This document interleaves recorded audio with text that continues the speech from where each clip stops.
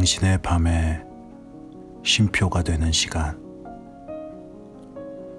저는 남자 사람입니다.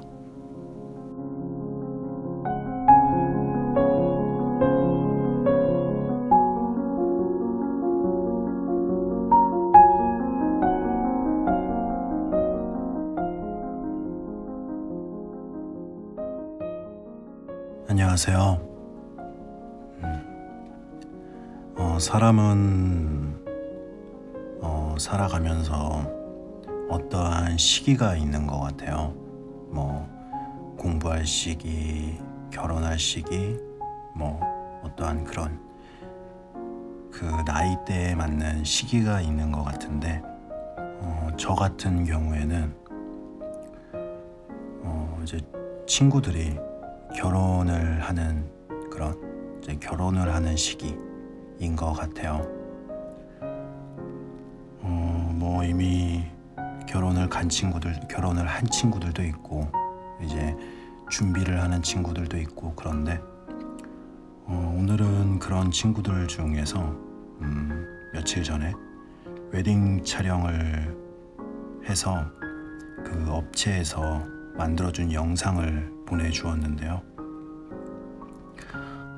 참 요즘처럼 웃을 일 없고 한 요즘에 그 영상을 보고 너무 크게 웃었어요.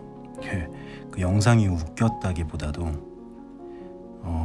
아무래도 이제 카메라 앞에서 이제 보통 남자들은 이 사진 찍는 거나 어떠한 카메라 앞에서 어떠한 행동을 하는 게 좀 어색한 사람들이 있는데, 제 친구도 딱 그런 스타일의 친구였는데 그 친구의 그 표정이 너무 어색한 거예요. 뭔가 웃기는 해야 되는데 이렇게 어떻게 해야 될지 모르는 그런 표정들이 좀 보이더라고요. 그래서 그 영상을 보고 한참을 웃었는데,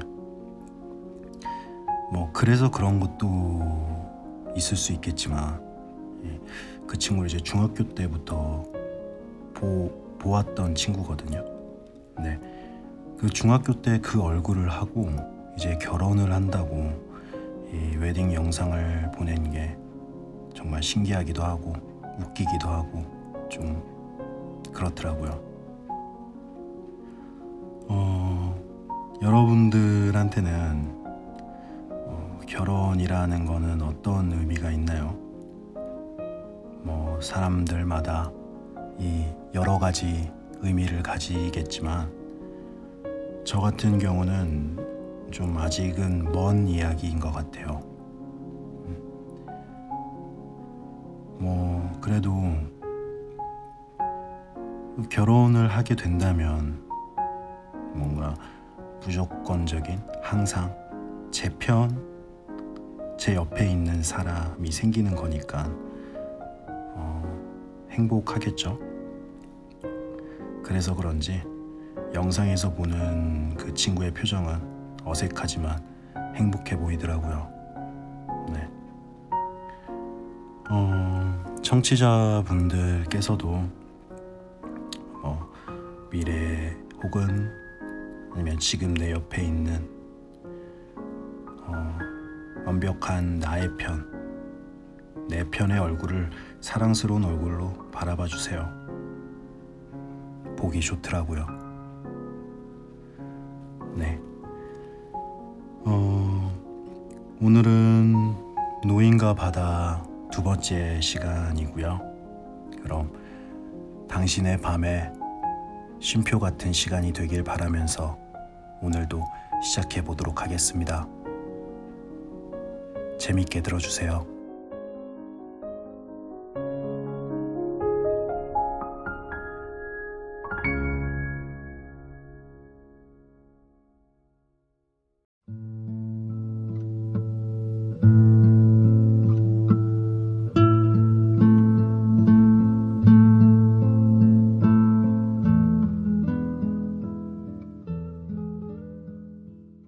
노인과 소녀는 배에서 어구를 집어들었다.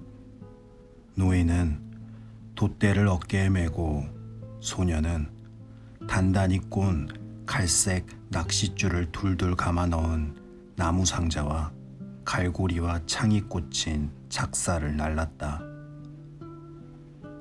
미끼가 들어있는 상자는 큰 고기를 배 옆으로 끌어들일 때 고기가 날뛰지 못하게 하는 데 쓰는 몽둥이와 함께 조각배의 고물 밑에 넣어두었다. 아무도 노인의 물건을 훔쳐가지는 않겠지만 돛과 굵은 밧줄은 밤이슬을 맞으면 좋지 않으므로 집으로 가져가는 편이 나았다. 비록 노인은 이 마을 사람들이 자기 물건에 손대리라고는 생각하지 않았지만 갈고리와 작사를 배 안에 그냥 놔두는 것은 공연히 사람들의 마음을 유혹하는 짓이라고 생각했다.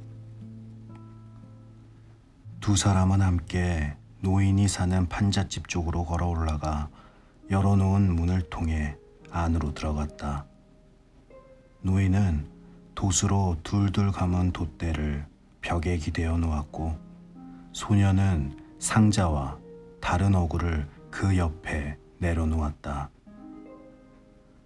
돛대는 거의 판잣집 방 길이만큼이나 길었다. 이 판잣집은 구아노라는 대왕 야자수의 튼튼한 껍질로 지었는데 방 안에는 침대, 식탁, 의자가 하나씩 있었고 흙바닥에는 숯불을 피워 음식을 만드는 자리가 있었다. 섬유가 질긴 구아노를 납작하게 여러 개 포개어 만든 갈색 벽에는 컬러 물감으로 그린 예수 그리스도의 성심상과 코브레의 성모 마리아 그림이 걸려 있었다. 두 장 모두 죽은 아내의 유품이었다. 한때 그 벽에는 색조를 넣은 아내의 사진이 걸려 있었지만 그것을 떼어버렸다. 사진을 바라볼 때마다 너무 울적한 기분이 들어 지금은 방구석에 있는 선반의 깨끗한 셔츠 밑에 넣어두었다. 드실 만한 게 있나요? 소년이 물었다. 노란 쌀밥 한 그릇이랑 생선이 있어. 너도 좀 먹을래? 아니요. 전 집에 가서 먹을게요. 불을 피워드릴까요? 괜찮아. 나중에 내가 피우마. 아니면 그냥 찬밥을 먹어도 되고. 투망을 가져가도 될까요? 아, 되고 말고. 투망 같은 것이 있을 리 없었고 소녀는 노인의 투망을 언제 팔아치웠는지도 기억하고 있었다. 그러나 두 사람은 그런 꾸며낸 말을 날마다 되풀이했다. 노란 쌀밥도 생선도 있을 리 없었고 이 또한 소녀는 잘 알고 있었다. 85는 재수 좋은 숫자란다. 내가 말이다. 내장을 빼고도 450kg이 넘는 큰 물고기를 잡아가지고 돌아오는 걸 보고 싶지 않니? 노인이 말했다. 전 투망을 갖고 정어리를 잡으러 갈게요. 할아버지는 문간에서 벼시라도 쐬면서 앉아 계세요. 오냐, 그렇게 하마. 어제 신문이 있으니 야구 기사나 읽어야겠구나. 소녀는 어제 신문이라는 것도 지어낸 이야기가 아닌지 의심스러웠다. 그러나 노인은 침대 밑에서 신문을 꺼냈다. 보데가에서 페리코가 주더구나. 그가 설명했다. 정어리를 잡아가지고 올게요. 할아버지 거랑 제 거랑 함께 얼음에 채워뒀다가 내일 아침에 나누기로 해요. 제가 돌아오거든 야구 이야기 좀 해주세요. 양키스 팀이 이길 게 불을 보듯 뻔하지. 하지만 전 클리블랜드의 인디언스 팀이 승산이 있다고 생각하는데요. 애야, 양키스 팀을 믿어야지. 그 훌륭한 디마지오 선수가 있잖니. 전 디트로이트의 타이거스 팀과 클리블랜드의 인디언스 팀도 만만치 않다고 생각하는걸요. 조심해라. 그러다가 신시내티의 레드스 팀이나 시카고의 화이트삭스 팀까지 승산이 있다고 생각하겠구나. 신문을 잘 읽어두었다가 제가 돌아오거든 꼭 이야기해 주셔야 해요. 우리 끝자리가 85인 복권 한 장을 사두면 어떻겠니? 내일이면 바로 85일째 되는 날이거든. 그것도 괜찮겠네요. 하지만 할아버지의 멋진 기록인 87이 어떨까요? 소년이 대답했다. 아마 그런 일은 두 번 다시 일어날 수 없을 거야. 어디 끝자리가 85인 복권을 살 수 있겠니? 한 장 주문하면 되죠. 한 장만 사도록 하자꾸나. $2 50센트야. 헌데 누구한테 그 돈을 꾸지? 그건 문제 없어요. $2 50센트 정도야 저도 얼마든지 빌릴 수 있거든요. 아마 나도 빌릴 수 있을 거야. 하지만 난 될 수 있으면 돈을 빌리고 싶지 않구나. 처음엔 돈을 빌리지. 그러다 나중에 구걸하게 되는 법이거든. 할아버지, 몸을 따뜻하게 하고 계세요. 9월이라는 걸 잊지 마시고요. 큰 물고기를 잡을 수 있는 계절이야. 5월이라면 누구든 어부 행세를 할 수 있지만 말이다. 그럼 가서 정어리를 잡아오겠어요. 소년이 돌아와 보니 노인은 의자에 앉은 채 잠이 들어 있었고 해는 이미 떨어져 있었다. 소년은 침대에서 낡은 군용 담요를 가져와 의자 뒤쪽에서 펴서 노인의 어깨를 덮어주었다. 비록 나이가 들었어도 그의 어깨에는 아직도 이상하리만큼 힘이 흘러넘쳤다.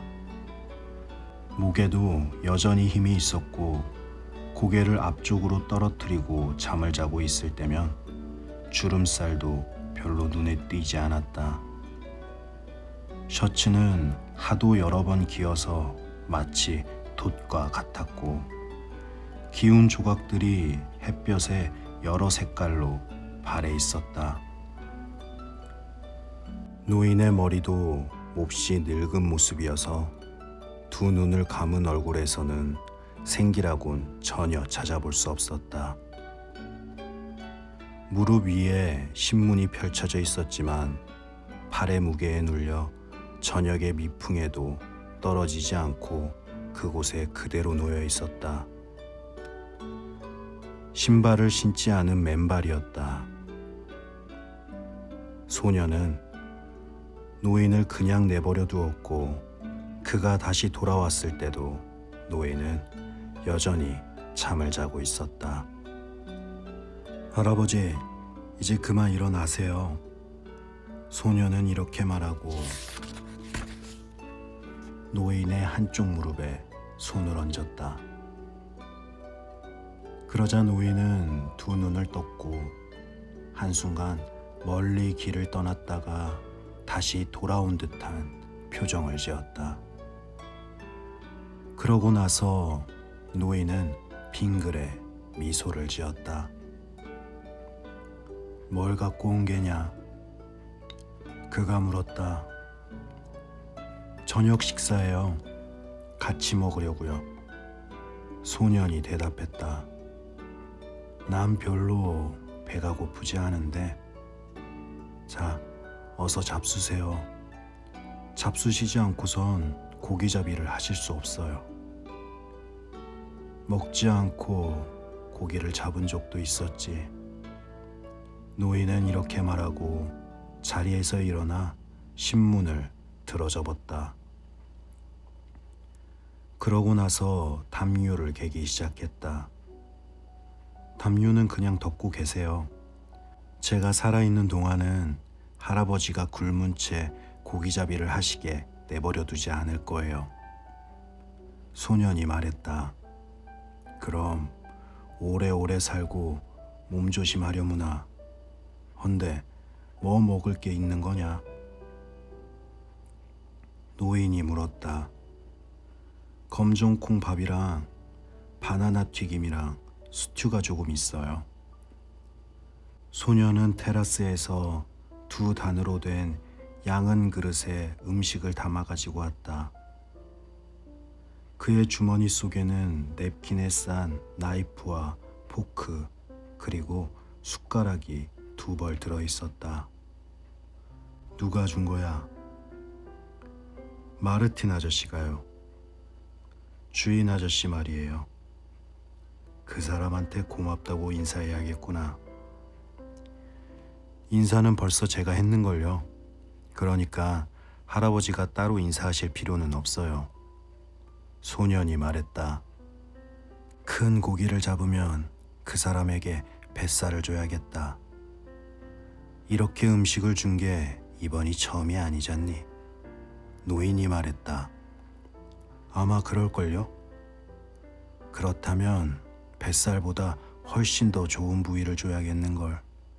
그 사람은 우리에게 퍽 마음을 써주는구나. 맥주도 2병 주셨어요. 난 캔맥주가 제일 좋더라. 잘 알고 있어요. 하지만 이건 병맥주인걸요? 아투웨이 맥주예요. 병은 돌려줘야 해요.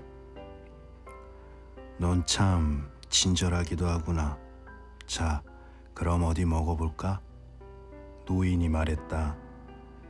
아까부터 드시라고 했잖아요. 할아버지가 드실 준비를 다 하실 때까지 뚜껑을 열고 싶지 않았어요. 소년은 다정스럽게 말했다. 이제 준비됐다. 손 씻을 시간이 필요했을 뿐이야. 노인이 말했다. 어디서 손을 씻었다는 걸까? 하고 소년은 생각했다. 그 마을에서 물을 공급해주는 곳은 아래쪽으로 2블록 내려가야만 있었다. 할아버지에게 물을 길러다 줘야 했는데 그랬구나. 하고 소년은 생각했다. 비누와 수건도 가져와야 했는데 나는 왜 이다지도 생각이 모자랄까? 할아버지에게 셔츠도 한 장 더 준비해드려야 하고 겨울 재킷과 신발 그리고 담요도 한 장 더 갖다 드려야겠는걸. 스튜가 정말 맛있구나. 노인이 말했다. 야구 이야기 해주세요. 소년이 그에게 부탁했다. 아메리칸 리그에선 역시 내가 말한 대로 양키스 팀이었어. 노인은 행복한 표정으로 말했다. 오늘은 양키스가 졌잖아요. 소년이 그에게 말했다. 그 정도는 세 발의 피지. 그 훌륭한 디마지오가 다시 실력 발휘를 할 테니까. 그 팀에는 다른 선수들도 있잖아요. 물론이지. 하지만 디마지오는 달라. 다른 리그에서는 블루클린과 필라델피아 2팀이라면 난 브루클린 편을 들지.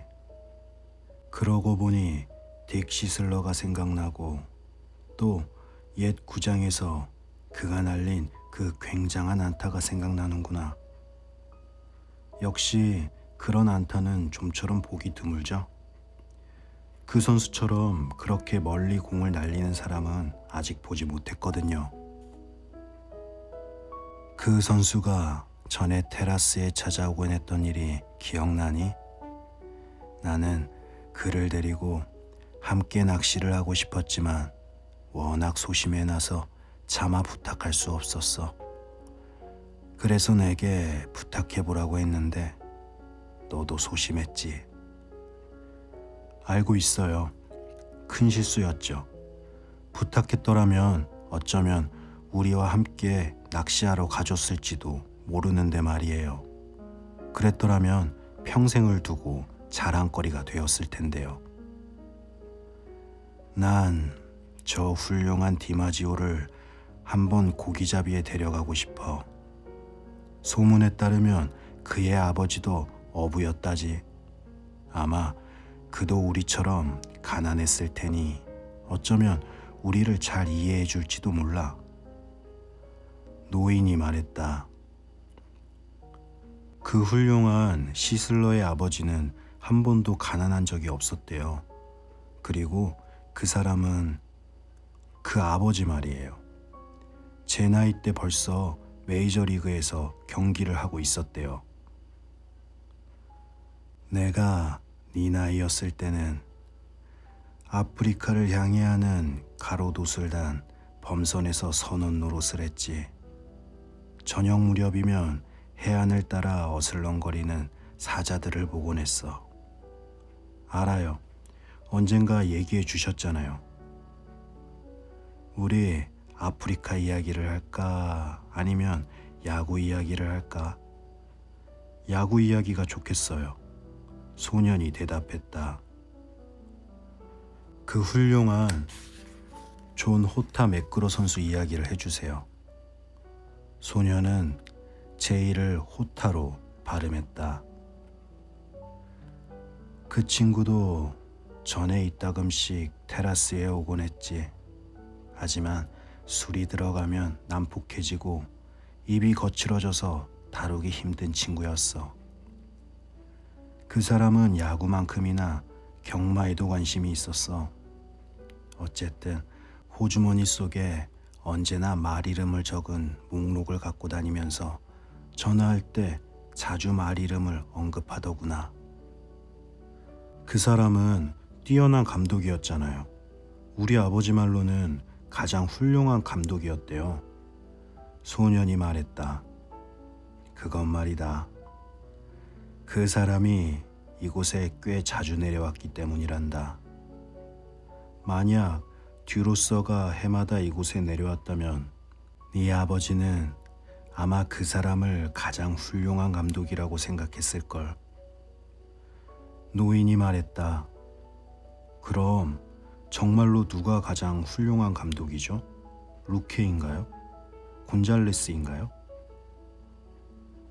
내 생각으로는 두 사람 다 고만고만해. 그리고 가장 훌륭한 어부는 할아버지이시고요. 아니다. 난 나보다 더 뛰어난 어부를 알고 있어. 케바. 고기를 잘 잡는 어부는 많이 있고 또 아주 뛰어난 어부도 덜어 있죠.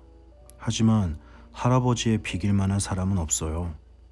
소년이 말했다. 고맙구나. 넌 나를 기쁘게 해주는구나. 너무 큰 고기가 걸려서 우리 생각이 틀리다는 게 입증되지 않았으면 좋겠어. 할아버지 생각대로 전처럼 여전히 힘이 세시다면 그렇게 대단한 고기가 어디 있겠어요? 생각만큼 그렇게 힘이 세지 않을지도 몰라. 하지만 난 요령을 많이 알고 있는 데다 배짱도 있지. 노인이 말했다. 내일 아침 기운이 나도록 이제 그만 주무시도록 하세요. 전 가져온 그릇을 테라스에 돌려주겠어요. 그럼 잘 가거라. 내일 아침에 깨우러 가마. 할아버지는 제게 자명종 같아요. 소년이 말했다. 내 나이가 자명종인 거지. 한데 늙은이는 왜 그렇게 일찍 잠에서 깨는 걸까? 하루를 좀 더 길게 보내고 싶어서일까? 노인이 대꾸했다. 잘 모르겠어요. 제가 알고 있는 건 나이 어린 애들은 늦도록 곤하게 잠을 잔다는 것뿐이에요. 소년이 대답했다. 나도 그랬던 것 같아. 시간이 늦지 않도록 깨워줄게. 노인이 말했다. 전 주인 아저씨가 깨워주는 게 싫어요. 제가 그 사람보다 못난 것 같다는 생각이 들거든요. 네 기분을 알다마다. 할아버지, 그럼 안녕히 주무세요.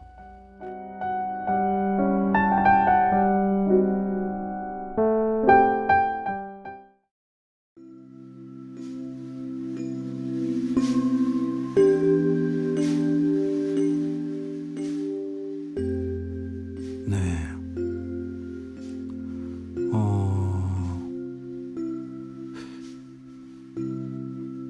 이번 편을 읽으면서 정말 친구라는 거는 나이가 중요하지 않겠구나라는 생각이 든 것 같아요. 장난을 치면은